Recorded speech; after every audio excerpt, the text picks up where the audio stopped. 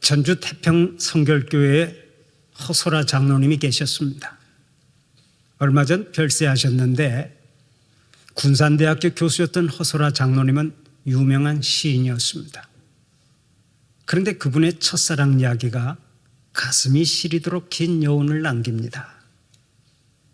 그분이 전북대학교에 다닐 때 대학교 신문에다 그의 시를 한 편 실었는데 한 여중생이 그 시를 읽고 큰 감동을 받았습니다.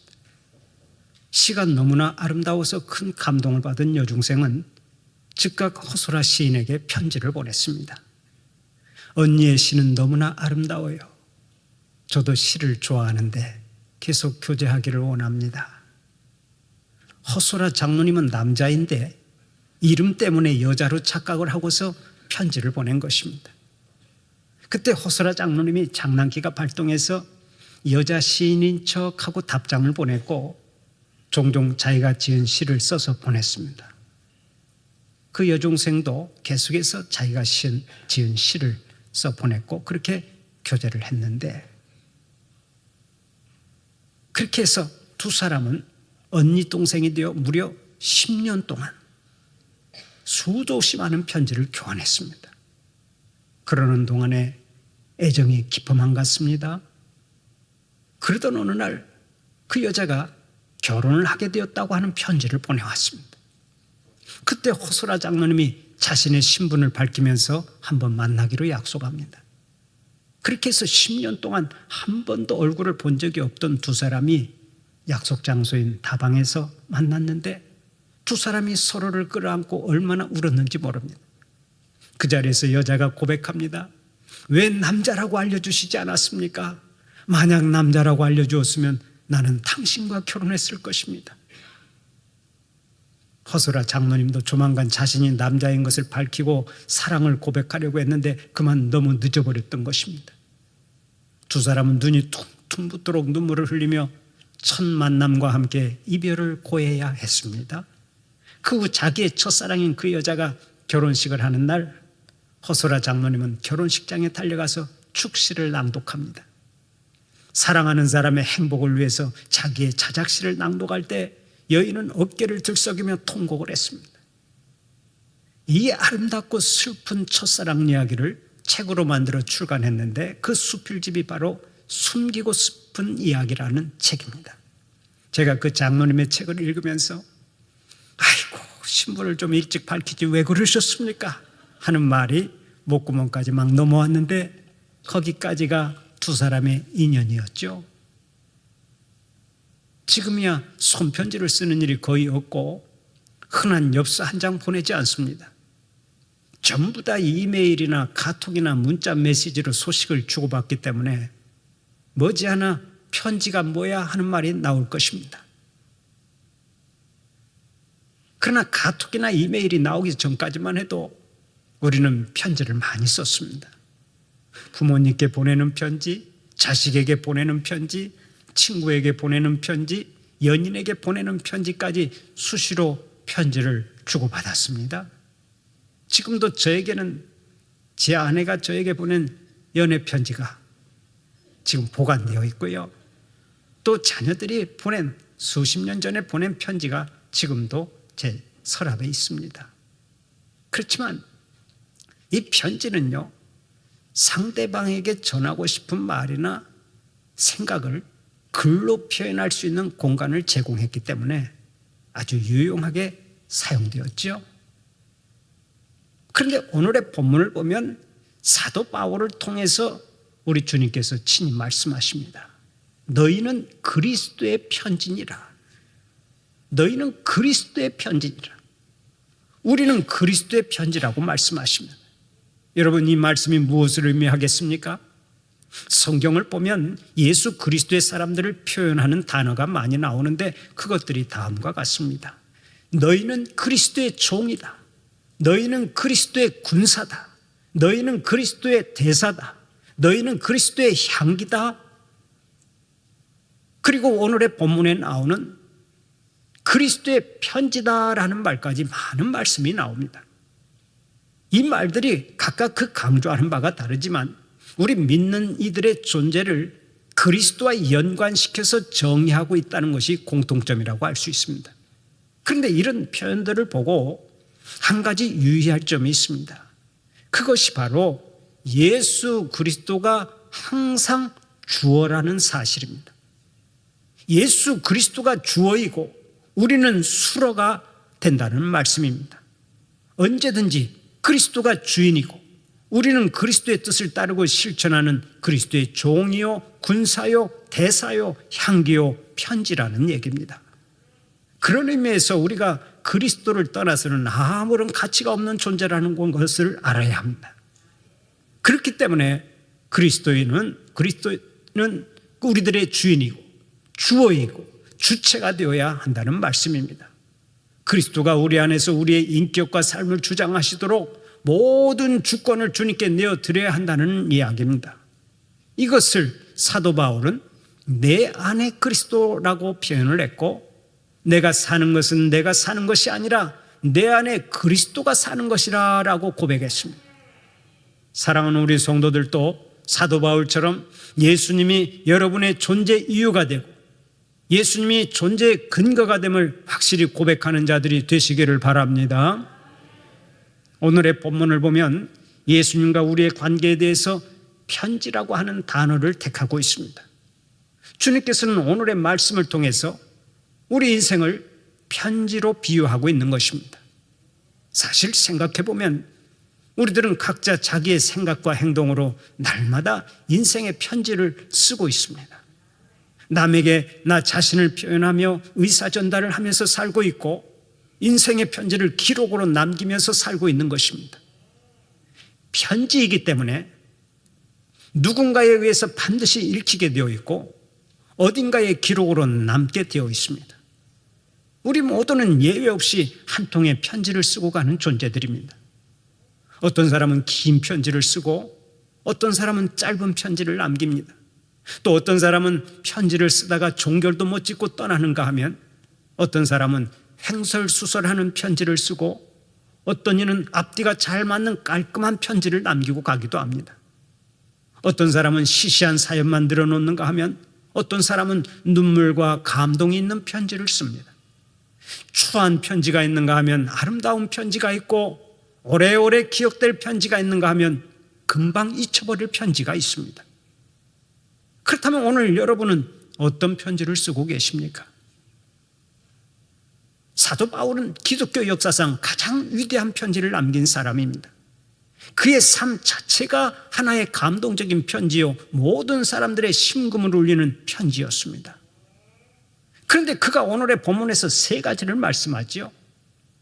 첫째가 너희는 우리의 편지다 하는 것이고, 둘째가 너희는 그리스도의 편지다 하는 것이며, 셋째가 이 편지는 돌비에 쓴 것이 아니라 성령으로 육의 마음판에 써놓은 것이다 하는 것입니다.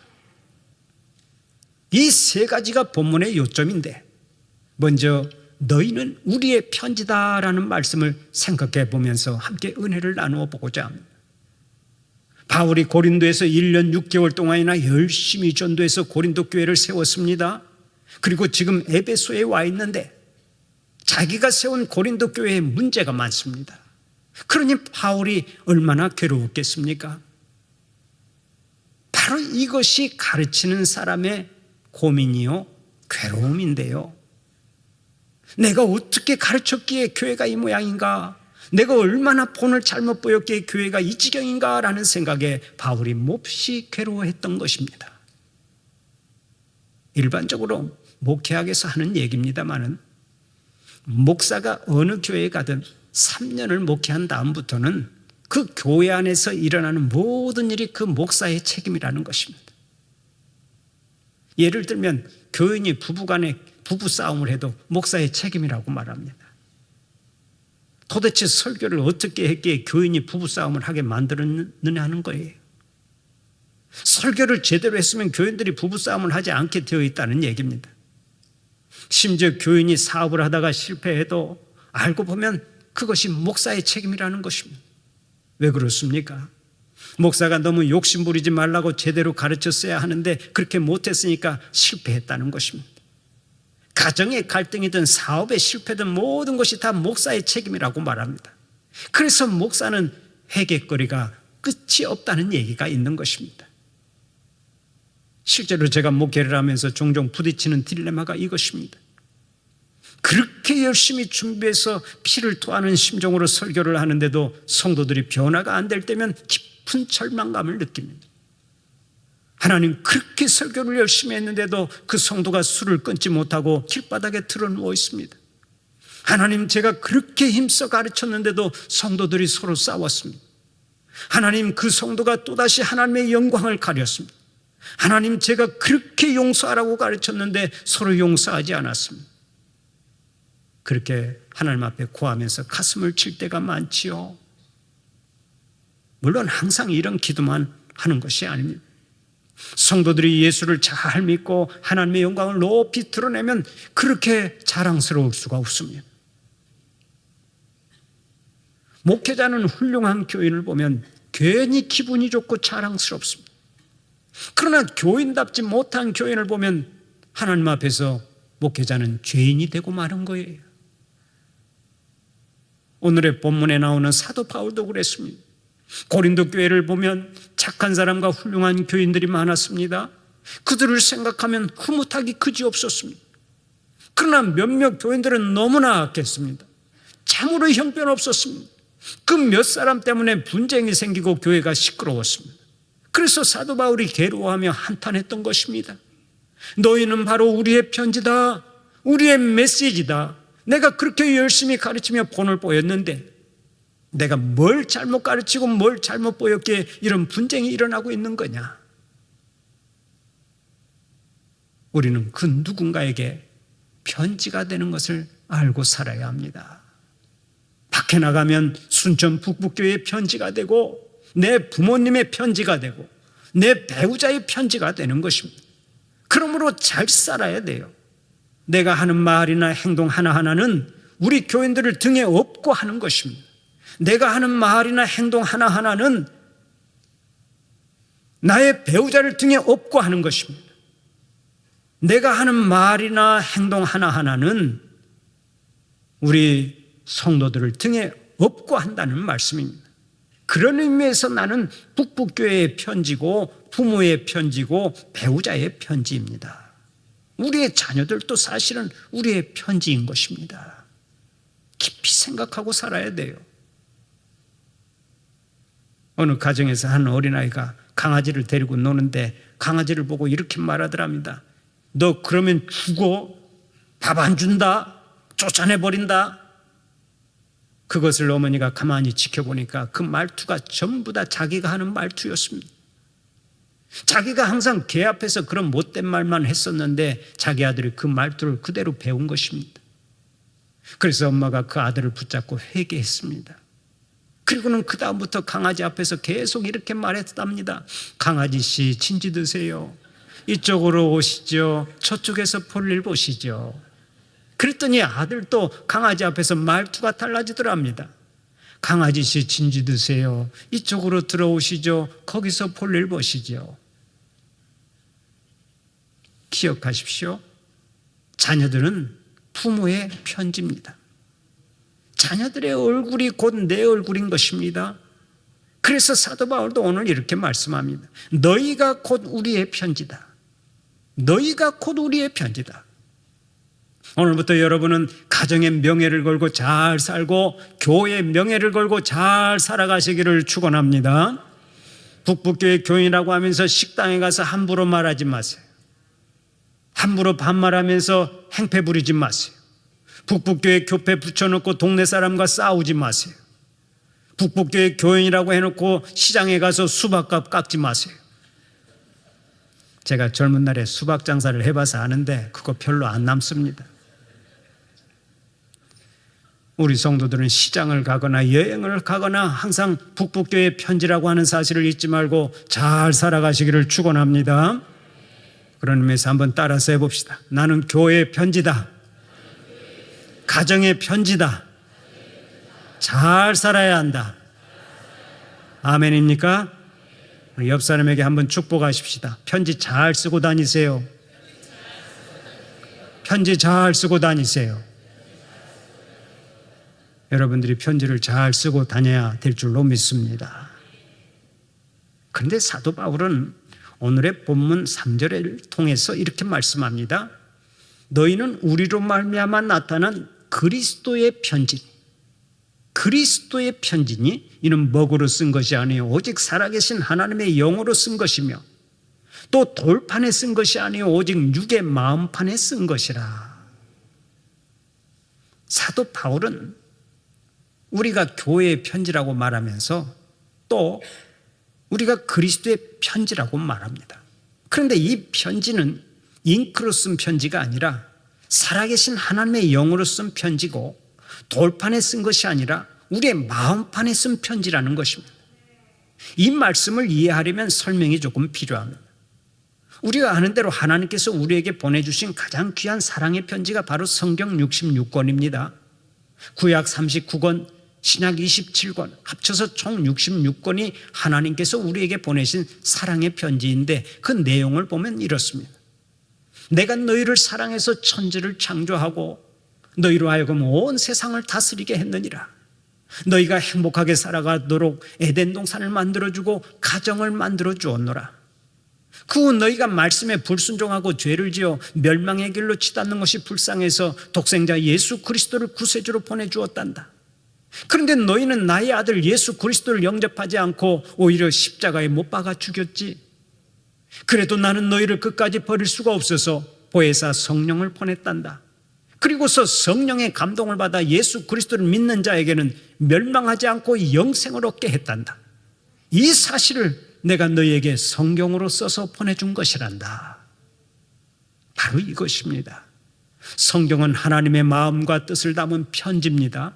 하나님께서 우리를 사랑하셔서 처음에는 친히 돌판에다가 이렇게 편지를 쓰셨습니다. 너희는 이렇게 살아라.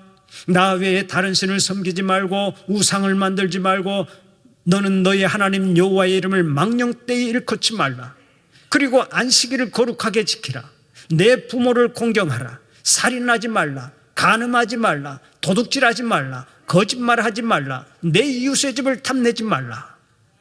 하나님께서 두 개의 돌판에다가 친히 편지를 써주셨던 것입니다. 이스라엘 백성들은 그 거룩한 편지를 받아 법궤 속에 넣었습니다. 그 법궤를 들고 광야를 행진했습니다. 그러나 이스라엘 백성들은 하나님의 편지를 감당할 수가 없었습니다. 불순종했습니다.